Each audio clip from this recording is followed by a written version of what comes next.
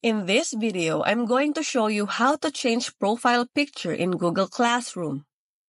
Go to Settings and click here. Click on Add Profile Picture. We have wider selections of different illustrations here for your profile picture. Just select one and you can choose from the presets here and click Next. Choose here who can see your profile picture. And here it is. You can also use your own image. Click on Change and go to From Computer, or if you would like to take a recent photo of yours. Once uploaded, just crop it and click Next.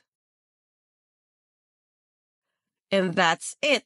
For more videos like this, hit the subscribe button and click the notification bell so that you get notified for our new uploaded videos. See you next time!